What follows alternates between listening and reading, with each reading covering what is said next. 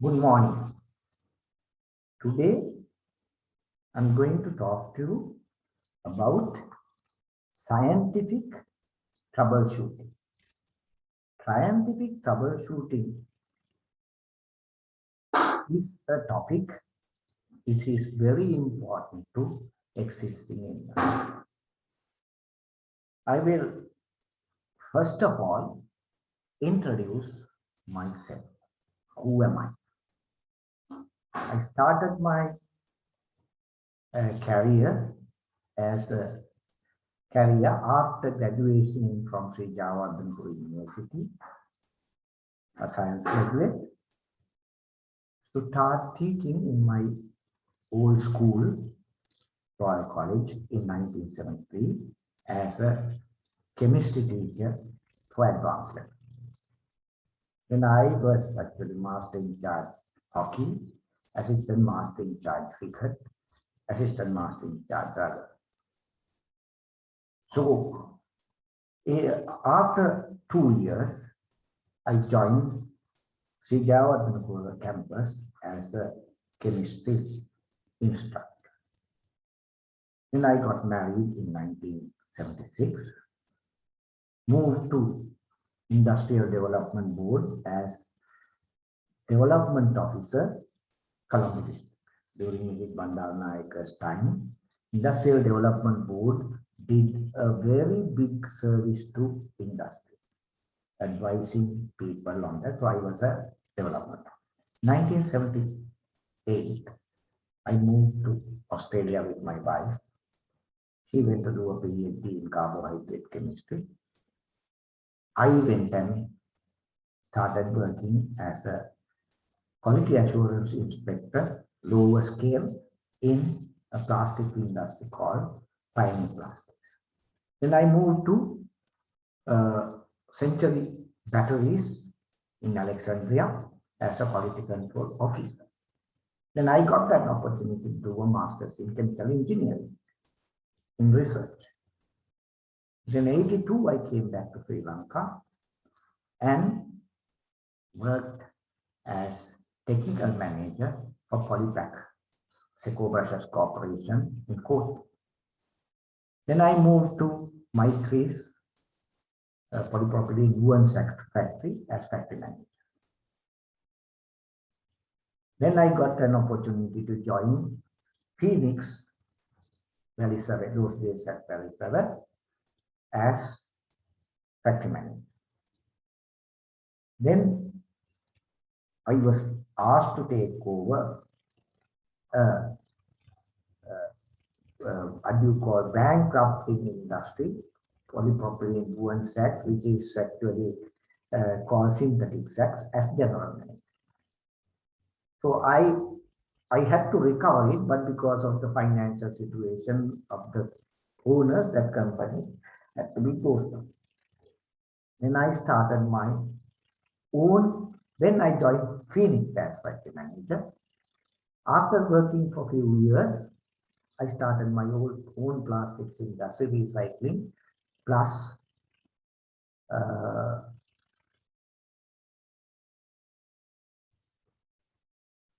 exports and all. Australia,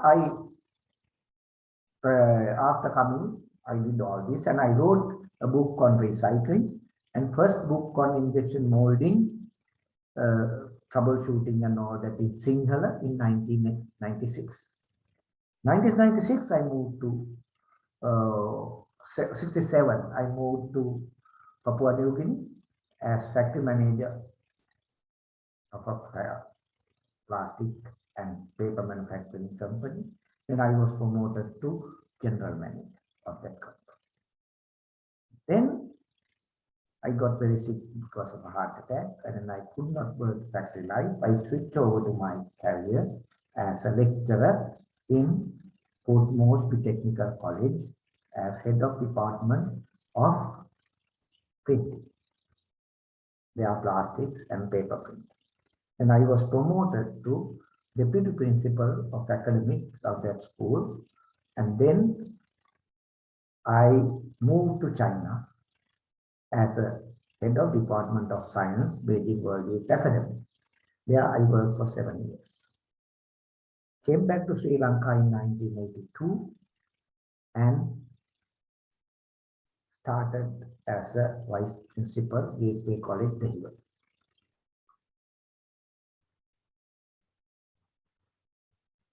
Gateway College, Delhi. Then, after working some time, 2016, I started my consultation with organization to do solar, plastics, and printing.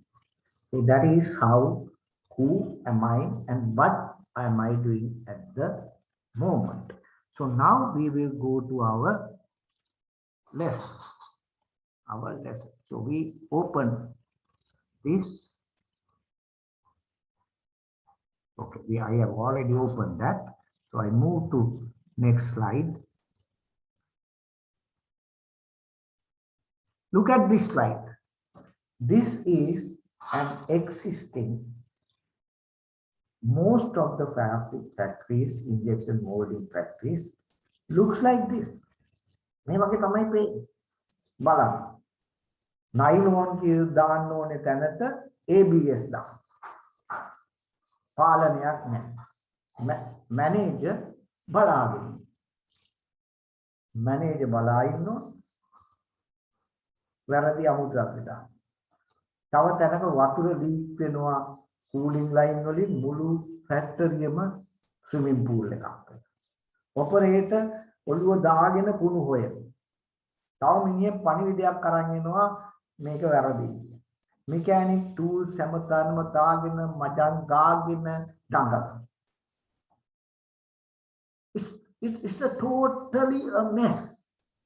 This is how most of our plastic factories run. Injection molding machine factories run. This is how they run. So, what are we going to do? We මොකද්ද කරන්නේ? දැන් අපි බලමු මගේ මේ කතාවේ අර්ථය මොකක්ද කියලා. අපි බලමු ඊළඟ එක. දැන් බලන්න සාමාන්‍ය ඔපරේටර්ස්ලා පොඩ්ඩක් ඉන්න මම රෙකෝඩින් දැම්මා. රෙකෝඩින් දාලා මේ සාමාන්‍ය යන්ත්‍ර ක්‍රියාකාරී බලන්න එන තද කරන්න යකඩ බම්බු පාවිච්චි කරනවා. ආයුධ හොයන්න එක තැනකට යනවා. ආයුධ හොයලා ආයුධ අරගෙන තද කරන්න යනකොට ඒ ආයුධය හරිනේ. ආයශරයක් ගිහිල්ලා තව ආයුධයක් අරන්. So they are in a very big mess. There is no system. And මේ ඔපරේටර් කෙනෙක්ගෙන් අහුවොත් ඒගොල්ලෝ කතා කරන්නේ ඉතිහාසය. මේ මැෂින් එකේ ඕක ගැහුවේ නැහැ. ඔය අයිටම් එක මේකේ ගහන්න බෑ. ඔය අමුද්‍රව්‍ය හොඳ නැහැ. මං අවුරුදු 5ක් අවුරුදු 20ක් මෙතන හිටියා මම වැඩ කරන්නේ මෙහෙම. ඒකට ඒගොල්ලෝ කතා කරන්නේ ඉතිහාසය. ඊළඟට මේ එක වැඩේ කරන්න කීප වරක් කෑලි හොයන. ඒ කියන්නේ යම් කිසි දෙයක් ඒගොල්ලෝ නිරීක්ෂණය කළොත් ඒක තව කෙනෙකුට දැනගන්න ලියලා තියන්නේ. එහෙම නැත්නම් ඒගොල්ලෝ ආයෝධයට දොස් කියනවා. උෂ්ණත්ව මානේ වැරදි. උෂ්ණත්ව කරෙක්ෂන් මැෂින් එක හොඳ නැහැ. පොම්පේ හොඳ නැහැ. දැන් මේ ළඟදී එක උදාහරණයක් ආවා. එක ෆැක්ටරියක් දැන් අවුරුදු 3ක් දුවලා නැහැ. බලන ඒගොල්ලෝ ඇවිල්ලා කියනවා පොම්පේ හොඳ නැහැ. පොම්පේ ප්‍රෙෂර් නැහැ. පොම්පේ අමාරු කරන්න 25000ක්. then අයිතිකාරය ඒක නොකර ඉන්නේ. So when I went there, I found out that the reason is electricity board has changed the wires. ඒකේ තියෙන red, ඒ කියන්නේ line තුනක් තියෙනවා. red phase, yellow phase, blue phase. මේ phase තුන මාරු වුණොත් මෝටරේ අනිත් පැත්තට කරනවා. එතකොට පොම්පේ ප්‍රෙෂර් වෙයි. මම මේක හදලා ඉවරුණා විතරයි ඒක හරියට. ඒ කියන්නේ ඒ ප්‍රශ්නය ගැන හොයන්නේ නැහැ. තමන් හිතුවොත් මේක මේකයි කියලා ඒ විදිහට මේකට ක්‍රියාත්මක. ඒක තමයි අපේ සාමාන්‍ය යන්ත්‍ර ක්‍රියාකාරීවෙකුගේ තියෙන ප්‍රධාන ලක්ෂණ. නමුත් යම් කිසි විද්‍යානුකූල කෙනෙක්ව අපි මේකට පුහුණු කෙරුවොත් මේක සම්පූර්ණයෙන්ම මේ ක්‍රියාවලිය අපිට වෙනස් කරන්න. මේ ක්‍රියාවලිය සම්පූර්ණයෙන්ම වෙනස් කරන්න. කොහොමද අපි බලමු ඒක කරන්නේ. මේකට මම තව සරල උදාහරණයක් දැන් ගන්නවා. දැන් අපි බලමු මේ ඔපරේටර්ස්ලා බලන ආකල්පය ක්‍රමය ගැන අපි ටිකක් බලමු. දැන් අපි බලමු hand injection molding යන්ත්‍රයකින් නිෂ්පාදනය කරපු භාණ්ඩයක්.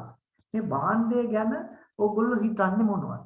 මෙතන ගොඩක් හිටියා නම් මේකට අපිට ගන්න තිබුණා මේ හොඳ උදාහරණ. දැන් මේ තියෙන්නේ hand injection molding වලින් කරපු නිෂ්පාදනය. මේ නිෂ්පාදනය සඳහා අපට අවශ්‍ය වෙනවා අමුද්‍රව්‍ය.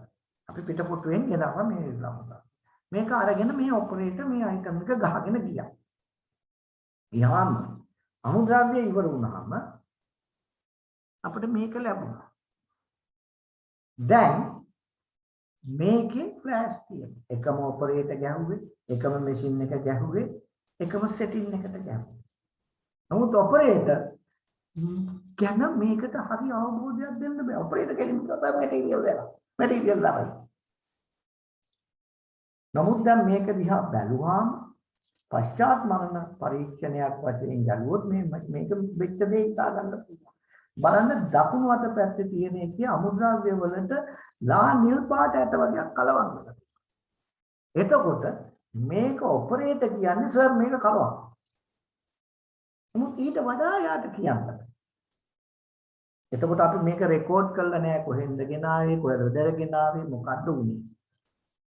දැන් මේක හරියාකාරව කියන කෙනෙක් නම් මේක කියන්නේ ඉස්සෙල්ලා හරියට පිරුණා දැන් පිරෙන්නේ නැති වෙන්න හේතුව ඒකට අමුද්‍රව්‍ය වෙනස් අමුද්‍රව්‍ය. උදාහරණයක් වශයෙන් ඒක අමුද්‍රව්‍ය වෙනස් වෙන්න පුළුවන්. එහෙම නැත්නම් අමුද්‍රව්‍ය ග්‍රේඩ් එකේ ඉන්ජෙක්ෂන් ග්‍රේඩ් එකට බ්ලෝ ග්‍රේඩ් මිශ්‍ර වෙනවා. ඒ නිසා තමයි ෆ්ලෑෂ් යන්නේ. දැන් මේ ෆ්ලෑෂ් එක දිහා බලලා මේක බ්ලෝ ග්‍රේඩ් නිසා වෙච්ච දෙයක් කියන්න පුළුවන්. මේ ෆ්ලෑෂ් එක දිහා බැලුවම සමහරු කියනවා මේක අච්චුව හරියට සිත් වෙලා නැහැ ලොකින් වල ප්‍රශ්න. ලොකින් වල ප්‍රශ්නයක් වුණා නම් මේ ෆ්ලෑෂ් එක දෙපැත්තෙම තියෙනවා. දැන් මේ ෆ්ලෑෂ් එක තියෙන්නේ ඉන්ජෙක්ෂන් සයිඩ් එකේ ඒ කියන්නේ රනර් එකට විරුද්ධ පැත්ත. ඒ කියන්නේ අපි ඉන්ජෙක්ෂන් ග්‍රේඩ් බ්ලෝ ග්‍රේඩ් කලවම් කෙරුවොත් දැන් කලවම් වෙච්ච මැටීරියල් එක ඉන්ජෙක්ට් කරනකොට ඉස්සර වෙලා දුවන්නේ ඉන්ජෙක්ෂන් ග්‍රේඩ්. ඒකේ අණු පොඩි අණු වල දිග අඩුයි ඒක ඉස්සෙල්ලා දුවලා එහා පැත්තේ කෙරවලට යනවා. ගියයින් පස්සේ අපිට බර වැඩි දිග අණු තියෙන බ්ලෝ ග්‍රේඩ් හරි ෆිල්ම් ග්‍රේඩ් හරි කියන්නේ ලා නිල් පාට එක තල්ලු කරන්න හදනකොට අර කෙරෝලේ ඉන්න අණුක බහරය අඩු අංශු කල් වල යනවා අයින්. ඒ නිසා ඉන්ජෙක්ට් කරපු සයිට් එකට ප්‍රතිවිරුද්ධ පැත්තෙන් ෆ්ලෑෂ් තියෙනවා නම් ඒකට ප්‍රධාන හේතුව අමුද්‍රව්‍යයේ මෙල්ට් ෆ්ලෝ ඉන්ඩෙක්ස් එක එහෙම නැත්නම් අමුද්‍රව්‍ය ගලා යෑමේ වේගයේ වෙනසක් තියෙන ද්‍රව්‍ය දෙකක් තියෙනවා. එතකොට අර සාමාන්‍ය ඔපරේටර් කියනවා අමුද්‍රව්‍ය හොඳ නැහැ මේක හොඳ නැහැ කියන එක නෙමෙයි. එතකොට අපි මේක රෙකෝඩ් එකක් තියාගන්න ඕනේ මේ මැටීරියල් වල මේ ප්‍රශ්නයක් තියෙනවා. සාම්පලයක් එක තියාගන්න. ඒක වැදගත්. ඊළඟට අපි බලමු තව එක උදාහරණයක්. මේ ඒ අයිටම් එක ඒ අමුද්‍රව්‍යයෙන්මයි ගහලා තියෙන්නේ. ඒ කියන්නේ දකුණු අත වම් අත පැත්තේ තියෙන අමුද්‍රව්‍යයෙන්මයි ගහලා තියෙන්නේ. නමුත් පේනවද මෙන්න මෙතන ඇකිලීමක් තියෙනවා. මේක ශ්‍රින්කේජ්. එතකොට ශ්‍රින්කේජ් එක වෙන්න පුළුවන් වෙන්නේ මොකද්ද? ඔපරේටර්ගේ හෝල්ඩින් ප්‍රෙෂර් ඒ කියන්නේ තද කරගෙන ඉන්න හෝල්ඩින් ප්‍රෙෂර් එක අඩු වෙලා තියෙනවා. මොකද ඊට කලින් එක හොඳට වැඩිලා තියෙනවා. දෙවෙනි එක එයාගේ පාවිච්චි කරපු අමුද්‍රව්‍යයේ මෙල්ට් ටෙම්පරේචර් එක උණු වෙච්ච උෂ්ණත්වය වැඩි වෙලා තියෙන්න පුළුවන්. එහෙම නැත්නම් අච්චුවේ උෂ්ණත්වය වැඩි. අච්චුවේ කූලින් නැහැ. හරියට කූල් වෙලා නැහැ. මේ කරුණු තුනම වෙන්න පුළුවන්. එතකොට මේ කරුණු තුනෙන් මොකක්ද හරි කියන එක කොහොමද දැනගන්නේ? මේ කරුණු තුනෙන් කොහොමද කියලා දැනගන්න නම් සයන්ටිෆික් ඔපරේටර් කෙනෙක් ගාව රෙකෝඩ් එකක් තියෙනවා. මෙන්න මම කලින් ගාපු උෂ්ණත්වය ඒකේ ප්‍රොඩක්ට් එක මේකයි. ඒ වෙලාවේ රෝ මැටීරියල් එක මේකයි.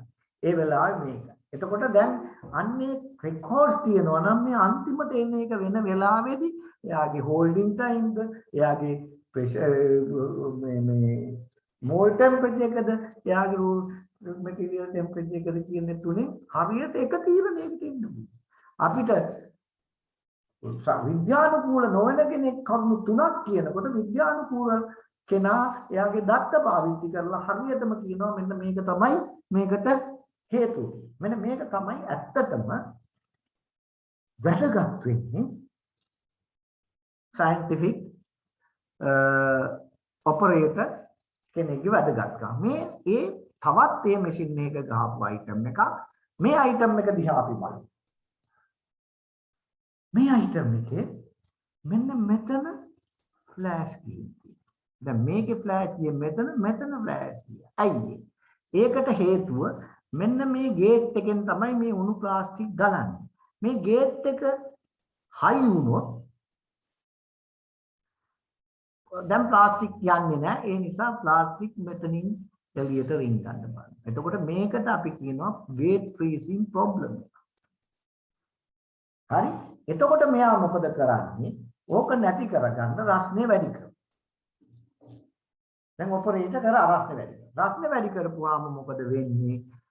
ප්ලාස්ටික් එක වියෝජනය වෙන්න ගන්නවා. එහෙම නැත්නම් ඒක බ්‍රිටල් බවට පත් වෙනවා. එතකොට ඒක කැඩෙනවා.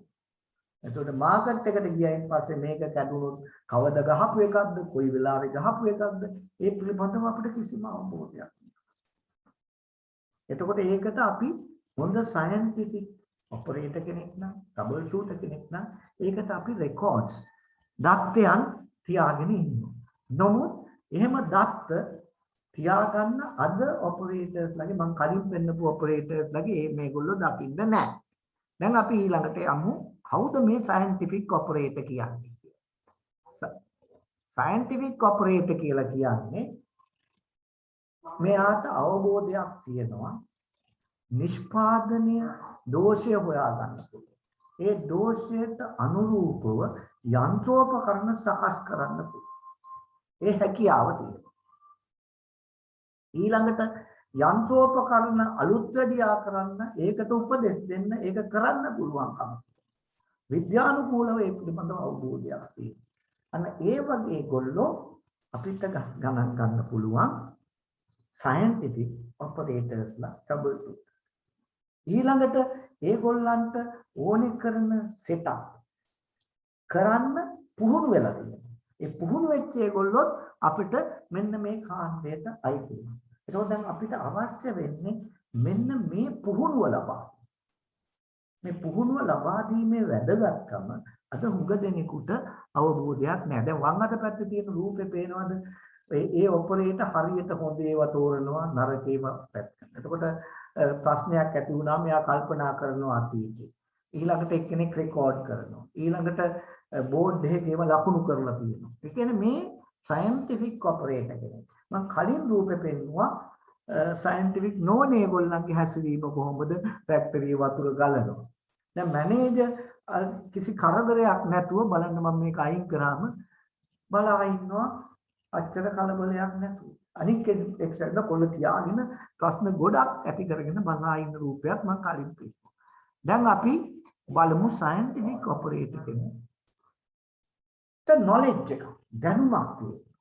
ඒ දැනුමෙන් ලබා ගන්න දේ අපි නොදිනුවක්කමට කලවම් කරන්න හොඳ නෑ. ඔව් හරි. එතකොට දැන් අපි බලමු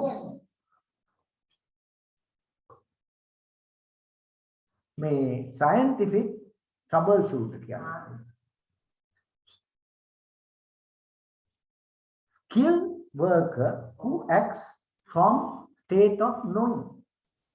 ඒ කියන්නේ දැනීම පාවිච්චි කරලා ඇක්ෂන් එකක් ගන්න ඒගොල්ලන්ට ස්කිල්ඩ් වර්ක් කියලා කියනවා.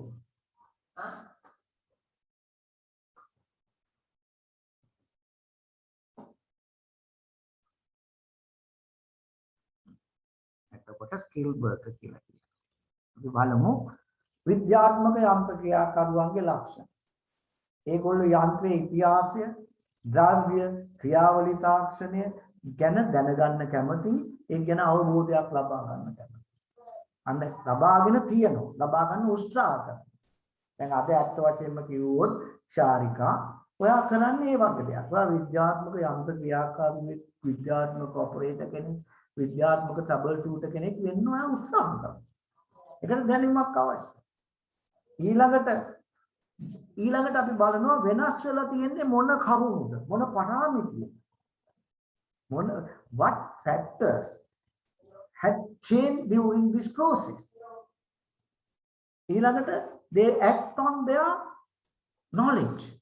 දැනුම මත ක්‍රියා කරනවා. ඊළඟට any change that happened is being recorded and confirmed. ඒක තමයි මේ ක්‍රියාවලියෙන් defective rate අඩු වෙනවා, repair expenses අඩු වෙනවා, cost of production අඩු කරනවා. ඒකෙන් ආයතනයේ දියුණුවක් නැහැ. බලන්න මම මේ කරන්න හදන දේ කොච්චර වැදගත්. දැන් මම ලියුම් ඇරියා එන්න ඕනේ කියලා කිව්වා. නමුත් ඒක අවුරුදු සම්බන්ධුනේ නැහැ. දැන් ඒකලත් ඒක වෙලාවක් හදාගන්න බැරිද? මම ඉරිදා උදේ දැම්මේ ගෙදර ඉන්න දවසක් නිසා. හොඳයි. ඊළඟට අපි බලමු මේ කාර්මිකයන් තියාගන්න ඕනේ කරන ලිය කියවිලි. ඒක අන්තිමට මම Excel workbook එකක් අරගෙන Excel workbook එකෙන් මේ ලිය කියවිලි ගැන ඕගොල්ලන්ට කරුණු කිහිපයක් කතා කරන්න යනවා. ඒ කියන්නේ යන්ත්‍රය මත රඳා පවතින සැකසුම් සාධක ගැන ડોකියුමන්ට් කියනවා. යන්ත්‍රයේ වේගය පිළිබඳ සැකසුම් කියනවා. උෂ්ණත්ව සැකසුම් කියනවා. ඊළඟට clamping structures කියනවා. දැන් අපි ඒක කොටසෙන් කොටස අපි යමු. Scientific troubleshooters document. What does he need? Machine independent output. ඒ කියන්නේ යන්ත්‍රය මත රඳා පවතින සාධක.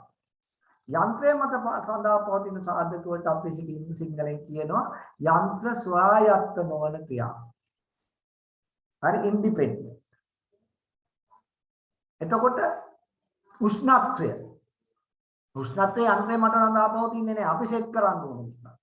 කාලය යන්ත්‍රය මත රඳා පවතින්නේ නැහැ. ඒක අපි සෙට් කරන්න. plastic pressure, ඒ කියන්නේ plastics වලට අපි දෙන injection pressure එක අපි සෙට් කරන්න. ඊළඟට item එකේ බර මේ ඔක්කොම අපි සෙට් කරන සාධක. ඒක යන්ත්‍රයට සම්බන්ධයක් නැහැ. යන්ත්‍රයේ ස්වායත්ත නොවන කාර්යාවල. දැන් දකුණු අත පැත්ත පෙන්නනවා ඒවා අපි ලියන්නේ. ඔපරේටර් කෙනෙක් ඒක සඳහන් කරගන්නවා. ඉස්සර මේක සඳහා quality assurance officer කෙනෙක් හිටියා. දැන් quality assurance officers නැහැ.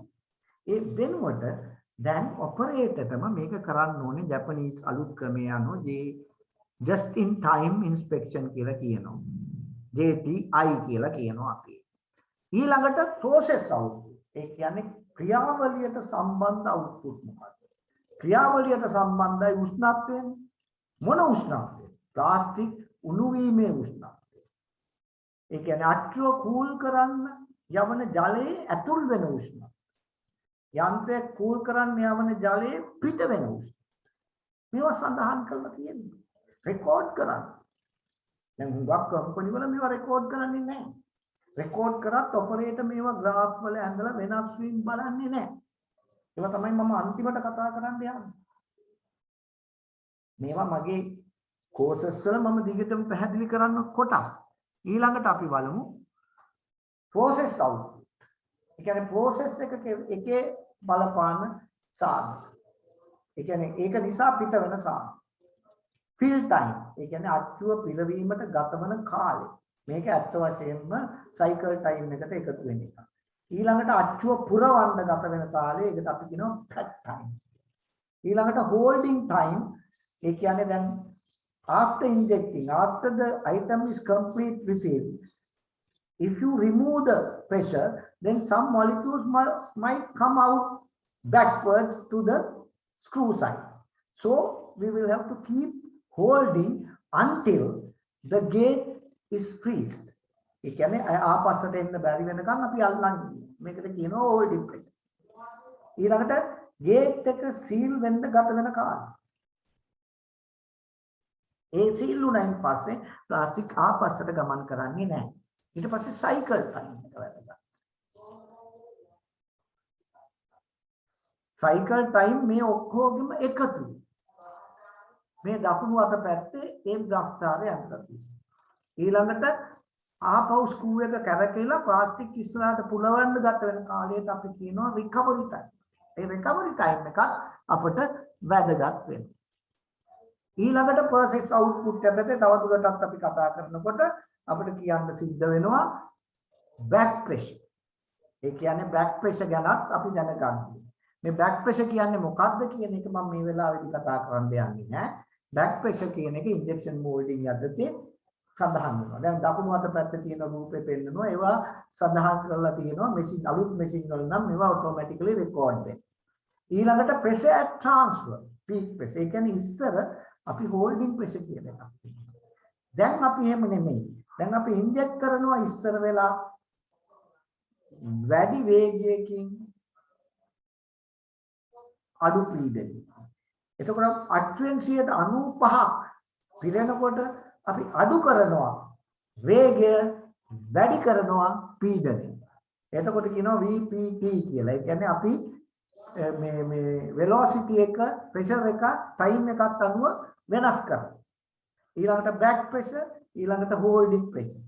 අන්තිමට ටික වෙලාවක් අපි අඩු පීඩනයක අල්ලන් ඉන්නවා අර ඇතුලේ තියෙන උණු ප්ලාස්ටික් කණු ආපසු අච්චුවෙන් ආපස්සට ඒම වලක්වන්න. එහෙම ආවොත් පිරෙන්න ඕනේ අනුගාන පිරලා නැති නිසා අච්චුව සීතල වෙනකොට ඇකිලෙනවා. එතකොට සිංක් මාක්ස් ඇති වෙනවා. ඒක ගැන අපි ඊළඟට කතා කරමු. ඊළඟට process output ගැන තවදුරටත් අපි කතා කරනවා. item එකක් පිරෙන්න අවශ්‍ය කරන බර. ඊට පස්සේ item එක ඊට පස්සේ ඉතුරු ටික පැක් කරන්න අවශ්‍ය කරන බර. මේ දෙකම එකතු වෙලා final weight එක. සමහර වෙලාවට අච්චුව අපි හරියටම පැක් කරේ නැත්තම් fill weight එක ග්‍රෑම් 5 නම් පැක් කරයින් පස්සේ ග්‍රෑම් 6 නම් මුළු බර 6යි. එතකොට පහට පැක් කරුවොත් ඇකිලීම වැඩි වෙනවා. ඒකට ඒ නිසා මේ කරුණුත් අපි දැනගන්න ඕනේ. ඒ වගේම විද්‍යානුකූල ඔපරේටර් කෙනෙක්, විද්‍යානුකූල ට්‍රබල් ෂූටර් කෙනෙක් මේ හැම දෙයක්ම රෙකෝඩ් කරලා තියෙනවා. ලියලා එක්කෝ සමහර දේවල් අපි පැයෙන් පැයට සඳහන් කරනවා. සමහර දේවල් අපි දවස් ආරම්භයේ අවසානයේ සම්බන්ධ කරනවා. සමහර ඒවා මාස සතියකට සැරයක් රෙකෝඩ් කරනවා. සමහර ඒවා මාසයකට සැරයක් රෙකෝඩ් කරනවා. විශේෂයෙන්ම ඔයිලිං, මැෂින් සර්විස් වගේ ඒවා පැයෙන් පැය කරන්නේ නැහැ. ඒක regular intervals 3 months, 6 months, 1 year. ඒ වගේ දේවල් අපි රෙකෝඩ් කරලා තියාගන්න. දැන් අපි additional data. දැන් මෙතර වෙලා කිව්වේ additional data. ඒ කියන්නේ cavity එකේ dimension, ඝනකම, diameter ඒ වගේ දේවල් ඇත්ත වශයෙන්ම බලපානවා machine එකේ locking tonnage එක. ඊළඟට quality measurement. ඒ කියන්නේ අපි quality measurements තියෙනවා. මොනවද මේ quality measurements කියන්නේ? quality measurements කියන්නේ අපි යම්කිසි item එකක් දෙනකොට අපි කියනවා මේකේ tolerance එක මෙච්චරයි කියලා. diameter millimeter 20යි plus or minus millimeter 1යි. අන්න ඒව quality. ඒ කියන්නේ අපි item මේ වාදනය තුල පිරෙන්න පුළුවන් මිලිලීටර් 100යි. නමුත් ඒක මිලිලීටර් 1 අඩු වැඩි වෙන්න පුළුවන්. එහෙම නැත්නම් 0.5ක් වෙන්න. ඊළඟට clamp tonnage. ඒ කියන්නේ ලොක් කරලා අට්ටුව මේවා කරලා අල්ලන් ඉන්න පීඩනය. මේ පීඩනයේ අනුව අට්ටුවේ ෆ්ලෑෂ් යන එක වළක්වනවා. දැන් අට්ටුවේ ගන්නකොටම කියනවා මේ අට්ටුවට ටොන් 250ක clamp force එකක් දෙන්න පුළුවන්. නමුත් අපිට හැම item එකකටම මේක පාවිච්චි කරන්න ඕනේ නැහැ. ඒක ගණනය කරන්න. දැන් හුඟක් වෙලාවට 250ම දාලා ලොක් කරනවා 50න් පුරවන්න ඕනේ. එතකොට ශක්තිය රහක් යනවා. ඊළඟට මේවායේ දෝෂ තියෙනවා නම් ඒ ෆොටෝග්‍රාෆ්ස් අරන් තියන්න. මැෂින් එක ළඟ අපි chart එකක් දාන්න ඕනේ. මෙන්න මේ ෆොටෝස් වල තියෙන ඒවා ආවොත් අපි රිජෙක්ට් කරනවා. scientific system එකක් manager කෙනෙක් operator කෙනෙක් ඒ වගේ record තියන්නේ. but observations record කරලා තියන්නේ. ඊළඟට වැදගත්ම දේ තමයි අච්චුව කෙරේ බලපාන මේ cavity balance කියන්නේ. cavity balance කියන එක හරිම වැදගත්. දැන් මේ අද මම අඳුන්වා දීන්නේ lesson එකක් නිසා මේ හැම දෙයක් ගැනම detail විස්තරයක් කරන්න යන්නේ. මොකද detail විස්තරයක් කරන්න මේ කාලය තුල අපිට මේක කරන්න හැකියාවක් නැහැ.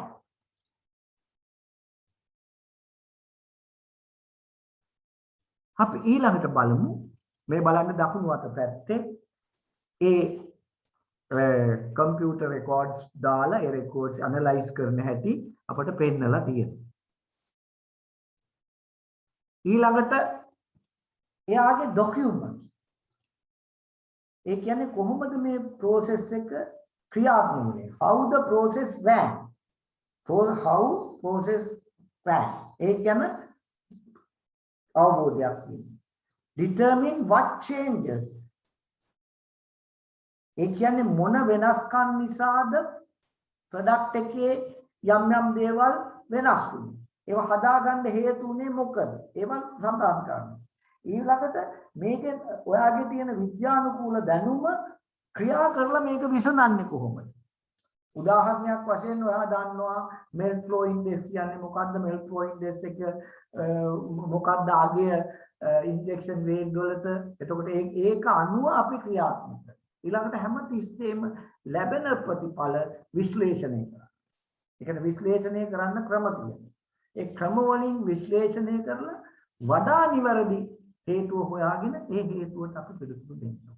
ඒක ඉතාල වැදගත්. ඊළඟට අපි ගත්තොත් scientific troubleshooter කෙනෙක් දැනගන්න ඕනේ අපි මොකද්ද වෙනස් කරන්නේ. උදාහරණයක් වශයෙන් දැන් අලුත් මේවා වල buttons වලින් තමයි අපි set කරන්නේ. ඉස්සර අපි buttons පාවිච්චි කරේ නෑ. ඉස්සර අපි move කරේ එක limit switches. limit switch එක sense කරන ඒ කියන්නේ කුට්ටිය එහෙම නැත්නම් sensing device එකයි වෙනස් කරන්නේ. දැන් අපි මේ හැම එකක්ම කරන්නේ digitally. ඒ නිසා අපි දැනගන්න ඕනේ මොනවද මේකට පාවිච්චි කරන buttons අපි මොනවද වෙනස් කරන්න පාවිච්චි කරන්නේ. scientific troubleshooter කෙනෙක්, scientific operator කෙනෙක් හැමතිස්සෙම යම්කිසි අඩුපාඩුවක් ඇති වෙන්න බලපාපු වෙනස මොකක්ද කියලා ප්‍රශ්නේ අහලා ඒ ප්‍රශ්නයට උත්තරය හොයන්න.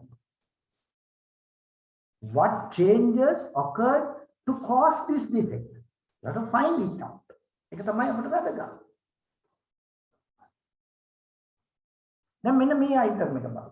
දැන් මේක අපි දැන් පොඩ්ඩක් දෝෂ निराකරණය ගැන කතා කරන්න බලමු. දැන් මෙතන දෝෂ දෙකක්. වම් අත පැත්තේ තියෙනවා ෆ්ලෑෂ් එක. දකුණු අත පැත්තේ තියෙනවා ෆ්ලෑෂ් එක. දැන් මේ ෆ්ලෑෂ් දෙක ඇති වෙන්න මොන හේතු බලපු ගමන්ම කියන්නේ උගදෙනේ අච්චුව හරියට සීට් වෙලා. අච්චුව හරියට සීට් වෙලා නැත්තම් හැම තැනින්ම ප්ලාස්ටික් යන්නේ. අච්චුව හරියට සීට් වෙලා නැත්තම් මුලින්ම ෆ්ලෑෂ් යන්නේ රනර් එක. දැන් මේකේ ගිහිල්ලා තියෙන රනර් එකට ප්‍රතිවිරුද්ධ පැත්ත. හැම තිස්සෙම රනර් එකට ප්‍රතිවිරුද්ධ පැත්තේ. කරුණු කීපයක්. මේකෙන් හරියටම කියන්නේ ඒක දැන් මම කියවන්නේ අමුද්‍රව්‍ය කලවම් වෙලා melt flow index එක. දෙවෙනි එක තමයි මේ රනර් බැලන්ස් කරලා නැහැ. දැන් බලන්න මම මේ රූප සටහනක් දක්වලා තියෙනවා මෙතන. මේ රනර් එක මෙතෙන්ට ප්‍රෙෂර් එකට වඩා මෙතන ප්‍රෙෂර් එක අඩුයි. මෙතෙන් ප්‍රෙෂර් එක අඩුයි මොකද මෙතනින් තමයි අපි යවන්නේ. එතකොට අපි මෙතන පිරෙන්න ප්‍රෙෂර් දෙනකොට මෙතන ප්‍රෙෂර් එක වැඩි. එතකොට මේකෙන් හොඳටම ෂුවර් ෆ්ලෑෂ් වැඩියෙන් යන්න. ඊළඟට මේකෙන් යන්න ඕනේ. ඒ නිසා මේ දෙකෙන් ගියා. අන්තිමේකට දෙනකොට අනවශ්‍ය විදියට ෆ්ලෑෂ් ගියා. එතකොට මේකේ ගේට් බැලන්ස් කරන්න. රනර් බැලන්ස් කරන්න. එතකොට මේකේ ප්‍රශ්නේ අමුද්‍රව්‍ය වෙන්න පුළුවන්. මෝල් ඩිසයින් වෙන්න. එතකොට මේකට රෙකෝඩ් තිබුණා නම් අපිට මේක හරියාකාරව අමුද්‍රව්‍ය මොකක්ද කියන එක දැනගත්තා නම් මේකට හරියාකාර උත්තරයක් අපිට දෙන්න තිබුණා. නමුත් දැන් මේකම දෙන්න බෑ. මොකද අපේ ළඟ රෙකෝඩ්ස් නැහැ. මේක සාමාන්‍ය ඔපරේටර් කෙනෙක් ගත්තු සාම්පලයක්. දැන් දකුණු අත පැත්තේ එක බලමු. මෙන්න මේක වෙලා තියෙන්නේ අච්චුවේ ගෙවිලා. ඒ කියන්නේ අච්චුව හරියට සීට් වෙලා නැත්තම් හැමතැනින්ම යනවා. දැන් හැමතැනින්ම ගිහිල්ලා නැහැ මේක එක තැනකින් තියෙන්නේ. ඒ කියන්නේ මෙන්න මෙතන ඉන්සර්ට් එක ගෙවිලා තියෙනවා. පේනවද?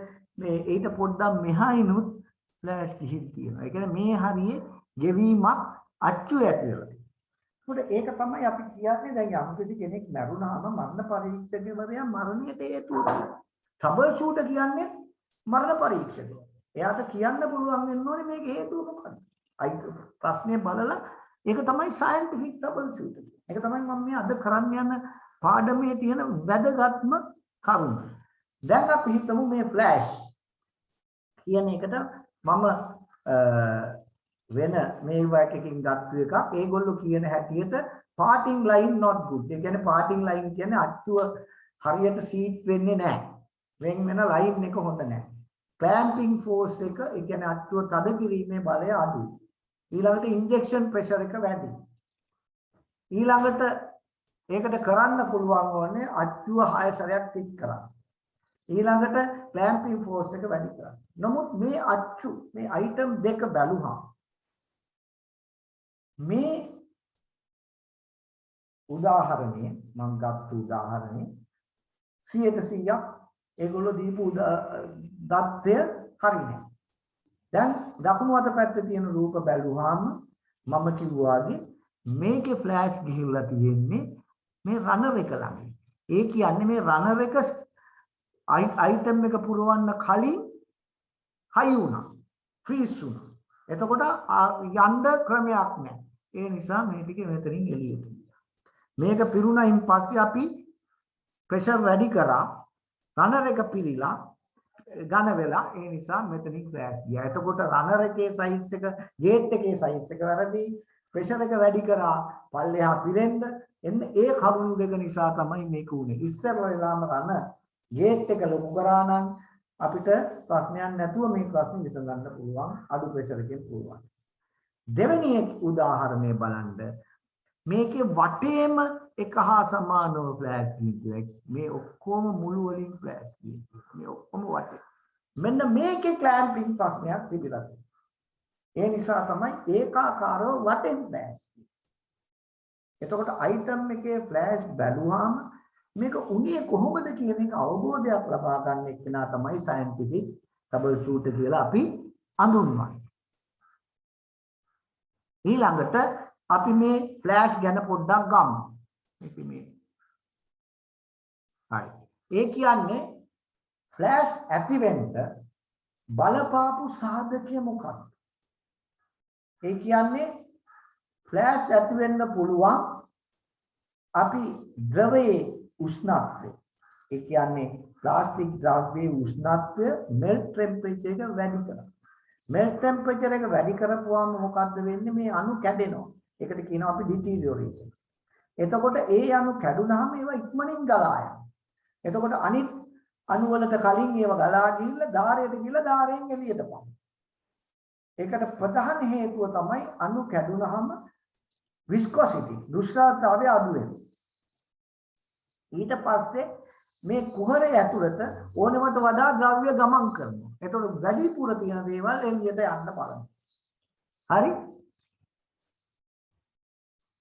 ගලාගෙන යන්න බලනවා. දැන් ඒක ඊළඟ ප්‍රශ්න. ඊළඟට මේකෙදි අපි මොනවද පරීක්ෂණය කරන්නේ? මේ ෆ්ලෑෂ් ඕනෑම තැනකින් වෙන්න. ඒ කියන්නේ මේ විදිය මූලධර්මයේ මේ ෆ්ලෑෂ් ඇති වෙනකොට ද්‍රව්‍ය වල ඩිටීරියෝරේෂන් එක ඇති වුණා නම් ෆ්ලෑෂ් එකේ නියම තැනක් නැහැ. එතකොට මේ ට්‍රාන්ස්ෆර් පොයින්ට් එක ඒ කියන්නේ ගේට් එකේ ප්‍රතිරෝධය අඩුයි. ඒ නිසා වෙනවා. ඊළඟට අන්තිමට බැලුවොත් ෆයිනල් වේට් එක වැඩි වගේ අවස්ථාවල. දැන් මම මේ තේරුම් කරලා කරන්න යන්නේ සයන්ටිෆික් ට්‍රබල් ෂූටර් කෙනෙක් මොනවද බලන්න ඕනේ කියලා.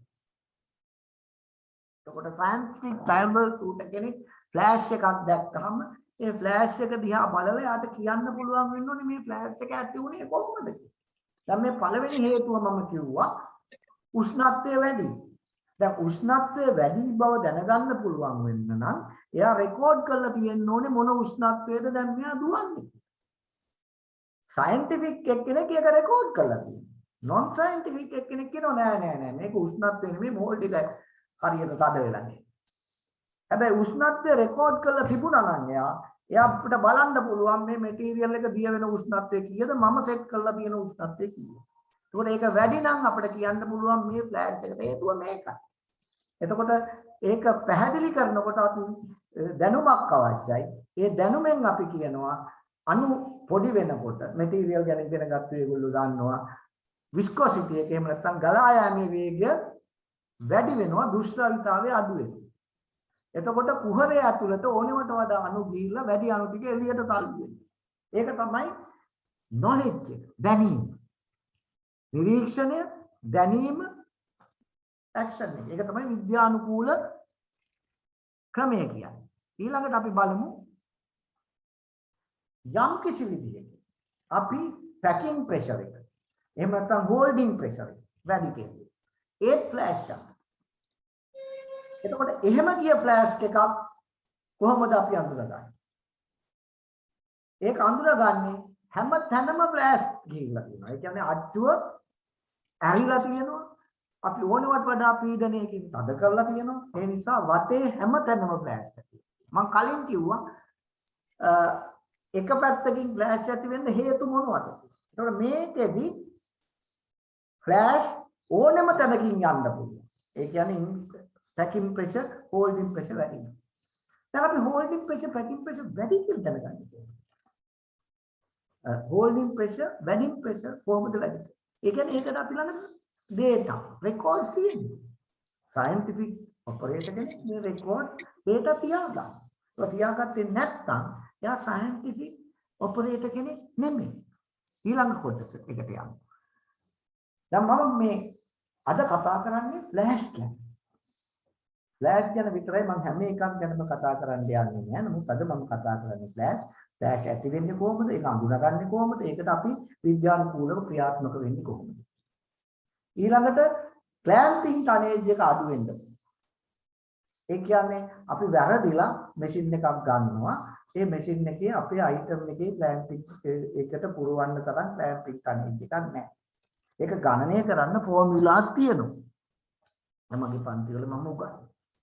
එතකොට ඒ ටනේජ් එක අඩු නම් අන්න ෆ්ලෑෂ් යනවා. ඒ කියන්නේ අච්චුව වහගෙන ඉන්න තරම් ක්ලෑම්පින් ෆෝස් එකක් නැහැ. ඉන්ජෙක්ට් කරන පැත්තේ ප්‍රෙෂර් එක වැඩි අච්චුව වහගෙන ඉන්න තරම්. හරි. එතකොට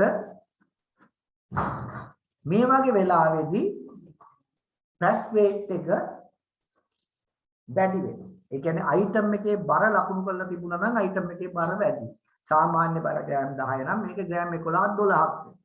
ෆ්ලෑෂ් උත් කියලා. එතකොට ඒකෙන් අපිට ඒක තමයි ඒක අපිට ලැබෙන සිම්ප්ටම්. අපි ලෙඩකට උණ හෙම්බිරිස්සාව හැදෙනකොට උගුර දානවා. ඒ වගේ සිම්ප්ටම්ස් තියෙනවනේ. ඒ සිම්ප්ටම් එක තමයි බර වැඩි වෙන එක අයිටම් එකේ ෆ්ලෑෂ් එකත් එක්ක. එතකොට ඒකට හේතුව ක්ලෑම්පින් ටනේජ්. දැන් ඊළඟට අපි බලනවා ගේට් බැලන්සින් කියන්නේ මොකක්ද? රන බැලන්සින් කියන්නේ මොකක්ද? දැන් බලන්න මේකේ අයිටම් ගොඩාක් තියෙනවා අන්බැලන්ස්. මේ ගේට් එක බැලන්ස් කරලා නැති නිසා මේක පිරීලා තියෙනවා මේක පිරීලා නැහැ. මෙතන පිරීලා තියෙනවා මේක පිරීලා නැහැ. incomplete. එතකොට මේක දැන් බලන්න ඔන්න ගේට් බැලන්ස් කරනවා. ඒ කියන්නේ බලන්න මේකේ ඝනකමට වඩා දැන් ඝනකම වැඩි කරලා තියෙනවා. දැන් ඔක්කොම පිරෙන්න ඕනේ විදියට ගේට් බැලන්ස් කරලා තියෙනවා රන බැලන්ස් කරලා. අපේ එතකොට ඒ වගේ පිරෙන්නේ නැතුව අයිටම් එකක් තිබුණොත් අන්න ගේට් බැලන්ස්. බැලන්ස් කරේ නැත්නම් වෙන්නේ සමහර ඒවායින් ෆ්ලෑෂ් යන්න ගන්න. දැන් ඊළඟට now this is cavity imbalance. මම මේක සිංහලෙන් explain කරා. Excessive materials enter during filling in some places not.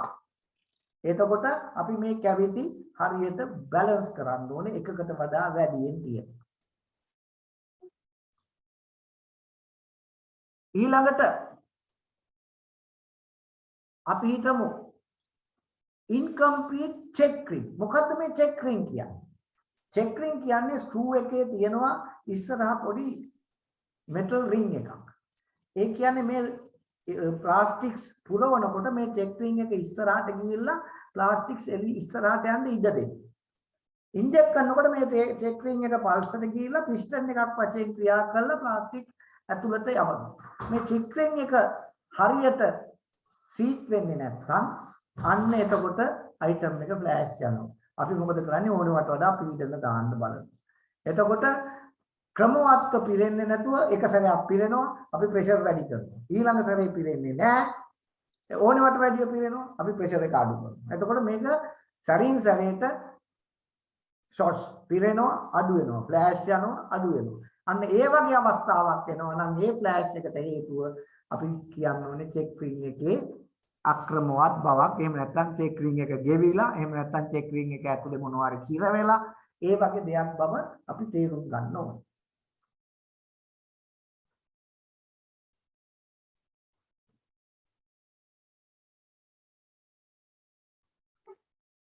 ඊළඟට ප්ලැටන්, ඒ කියන්නේ අච්චුව සම්බන්ධ කරලා තියෙනවනේ යකඩ ප්ලේට් දෙකකට. ඒකට කියනවා මෝල් ප්ලේටන්, එහෙම නැත්නම් ප්ලැටන් කියලා.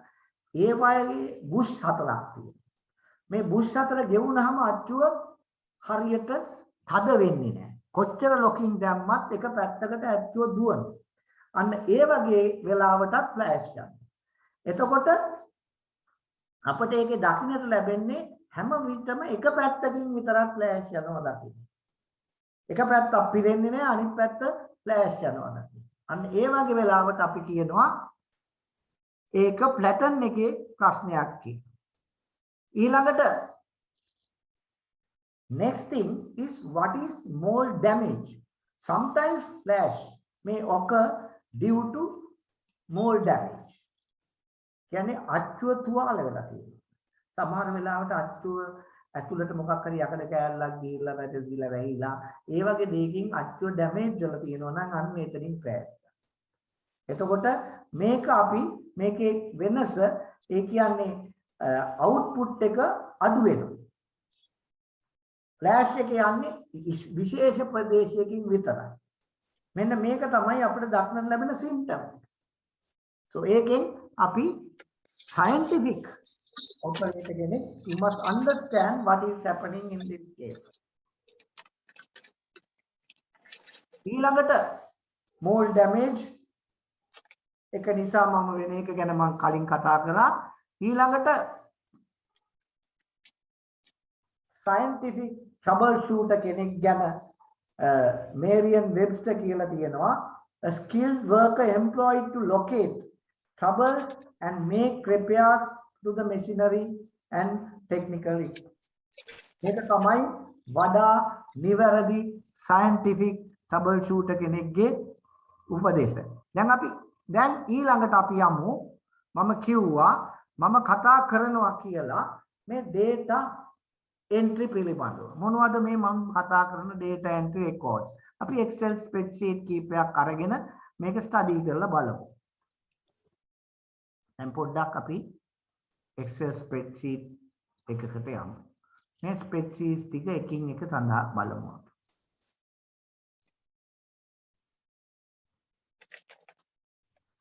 දැන් මේ පළවෙනි sheet එක බලමු. දැන් scientific troubleshooter කෙනෙක් මෙන්න මේ වගේ sheets හදාගන්න. scientific troubleshooter කෙනෙක් ගාව මේ වගේ sheets තියෙනවා. දැන් බලමු මේ මොකක්ද මේ ඒ operator කෙනෙක්ගේ scientific troubleshooter කෙනෙක්ගේ record sheet එක. දැන් එයාගේ record sheet එකේ තියෙනවා දවස් Sunday, Monday, Wednesday, Tuesday, එතකොට එයා ඒ item එක මොකක්ද කියලා ඉස්සෙල්ලා සඳහන් කරන්න ඕනේ. product name, name of the date of recorder, location, collection dates පරසරේ එයා enter කරගන්න. ඊළඟට එයා enter කරගන්නවා ඒ කාලය තුල එදා දවස් තුල ඇති වෙච්ච defects. උදාහරණයක් වශයෙන් delamination කියලා කියන්නේ ප්ලාස්ටික් ගැලවිලා යනවා, පොතු යනවා, flash, ඒ oversize part, crack වෙනවා, burn marks වෙනවා, part අච්චුවට ඇලෙනවා, ඊළඟට screw එක ඇලෙනවා. screw එක කියලා කියන්නේ nozzle එකෙන් plastics ඇතුල් කරන මේක. ඊළඟට short shots, ඊළඟට flow marks, ඊළඟට part sticking, ඊළඟට දෝෂයක් තියෙනවා jetting කියලා. හරි? ආගියාගේ ස්පීකර් එකක් on. මම හිතන්නේ මේක මට ප්‍රශ්නයක් එනවා මේ කාගේ හරි ස්පීකර් එකක් on බලමු. රුවන් ඔයාගේ ස්පීකර් එකෙන් තමයි සද්ද එන්නේ. හරි. එතකොට මෙයා සතිය තුල ඒ ඇති වෙච්ච එක data එක අපි enter කරනවා. ඒ කියන්නේ scientific troubleshooter කෙනෙක් මෙන්න මේ වගේ Excel spreadsheet එක මේ data ටික enter කරලා අපි scientific troubleshooter එක පහරටම තීරණයකට බහින්නේ මම මේක ගැන ක්‍රියාත්මක වෙනවා කියලා. එයා මේ data ටික enter කරලා ඒක analyze කරනවා. මම කිව්වා ඒක analyze කරන්න ඕනේ කියලා. දැන් analyze කරන්නේ කොහොමද? ඒකේ අපි බලනවා total එකයි මුළු ගානට ප්‍රතිශතය. ප්‍රතිශතය බලලා අපි මේ ප්‍රතිශතය histogram එකක් එහෙම නැත්නම් bar chart එකක් බවට පත් කරනවා. අපි bar chart එක බලමු. දැන් bar chart එකේ බැලුවාම අපට පේනවා එක දෝෂයක් flow marks තමයි වැඩි. අර data වලින් අපට කිසිම දෙයක් වැදුන්නේ නැහැ. එතකොට scientific troubleshooter ඒ data analyze කරනවා. සාමාන්‍ය කෙනෙක් ඒක අමතක කරලා දානවා. flash ඒක අපි හරාගමු මොකද මේකයි කියලා කියනවා. එයා මොකද කරන්නේ? මේක analyze කරලා අපි මේක පත් කරනවා Pareto chart එකක් බවට. Pareto chart එකක් බවට පත් කරනකොට මොකද කරන්නේ? වැඩි මේකේ ඉඳලා අඩු මේක වෙනකන් අපි ලකුණු කරනවා. දැන් බැලුවාම වැඩියෙන්ම තියෙන්නේ flow mark, ඊළඟට undersize parts, ඊළඟට silver streaks, ඊළඟට brittleness. ඔය විදිහට කරුණු අපි හදාරගන්න. හදාරගත්තයින් පස්සේ අන්න ඊට පස්සේ තමයි එයා ඒකට action ගන්න යන්නේ. action ගන්න table එක මේ තියෙනවා. දැන් ඊට පස්සේ මේක analyze table එක. මේ analyze table එකේදී අපි බලනවා flow marks අඩු කරන්න cylinder temperature එක අපි වෙනස් කරන්න. එතකොට වෙනස් කරන්න ඕනේ ඒවා වැඩි කරන්න ඕනේ ඒවා එක පාටකින් අඩු කරන්න ඕනේ ඒවා වෙන පාටකින් අපි මේ විදිහට ප්‍රස්තාරයක් හදලා මේ විදිහ ලකුණක්.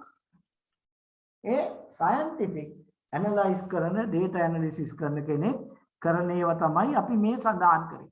ඊළඟට එයාගොල්ලෝ මෙන්න මේ විදිහට අපි තවත් sheets හදනවා.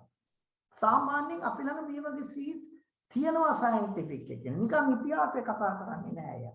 එයා එතකොට product name, customer name, weight, dimensions ඔක්කොම අපි enter කරනවා.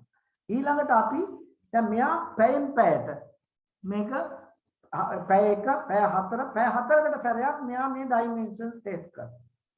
හරිද?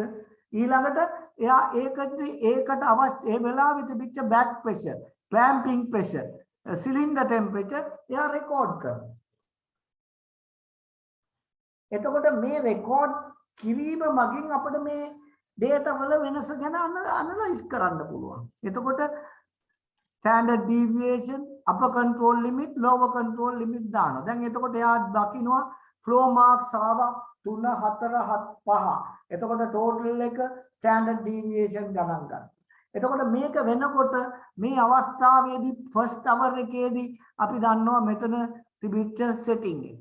එතකොට ඒකත් එක්ක අපි graph එකකින් සංසන්දනය කරන්න බලන්න. මේ වගේ data analysis tables තියාගන්න ඕනේ සාමාන්‍ය හොඳ scientific troubleshooting.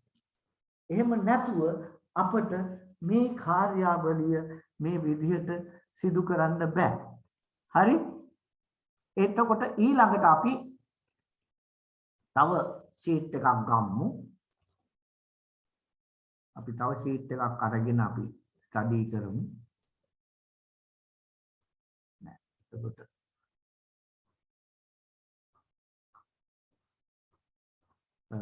ඒ sheet එක